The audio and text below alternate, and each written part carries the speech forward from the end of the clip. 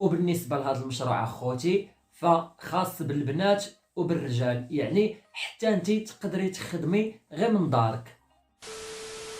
السلام عليكم خوتي خواتاتي، نتمنى تكونوا بافضل حال ومرحبا بكم في هذا الفيديو الجديد.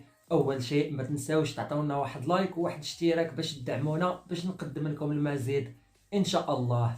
اليوم غادي نحكي لكم التجربه ديالي كيف انني حولت 15 درهم لواحد مبالغ اللي محترمه وبواحد المشروع اللي بكل صراحه اي واحد كيحقر هذا المشروع، لكن صدقوني اخوتي فيه ارباح اللي خياليه، خصوصا الى تعرفت غادي تبقى تبيع نسبه اللي محترمه. والمشروع هو هذا النوغا. خوتي كاملين كتعرفوا هذه النوغا اللي كتكون عند صحاب المحلات، والنوغا التحضير ديالها سهل بزاف، ما كيحتاجش منك بزاف ديال المقادير. المهم الا تفاعلتوا مع هذا الفيديو الجاي غادي نوريكم كيديروا صايبوها. بالنسبه لطريقه البيع غادي تشريو واحد المعلبات دوك اللي كيكونوا فيهم الكاطو، كدير درهم ونص ولا 2 دراهم، وكل علبه غادي ديروا فيها 40 حبه، واي مولا حانوت كتعرفوا غادي تمشي تديلو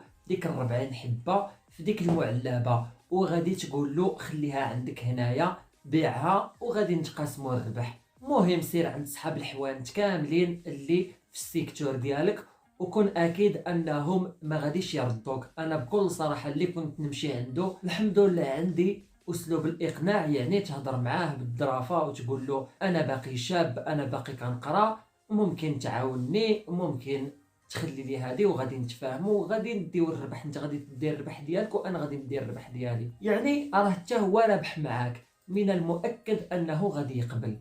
المهم اخوتي غادي تعطيو لمول الحانوت 4 ريال في كل حبه، ما تدوزوهالوش. وكذلك اخوتي ما غاديش تديوهم غير لصحاب الحوانت، تقدر تديهم حتى لصحاب الصال جو بحال مول البيار ولا مول بلاي ستيشن. هادو حتى هما كيكون عندهم اقبال، كيجيو عندهم الشباب يلعبوا وكيبغيو بحال هاد المأكولات هادو، فسيروا حتى عند مول البيار ومول البلي، حتى هما غادي يقبضوا من عندكم، غادي تتفاهم معهم، وكل ما يبيعوا لك ديك الكميه اللي ديت لهم غادي عاوتاني تصايب وتدي لهم. وصدقوني اخوتي هذا مشروع مربح، وهذا المشروع انا جربته شخصيا، وكما كيقولوا كول ووكل، يعني ما تبغيش الخير غير ليك، تبغي الخير حتى للشباب.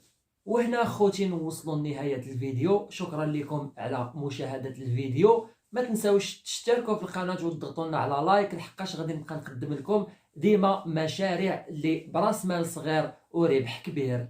تبقوا على خير ومع السلامه.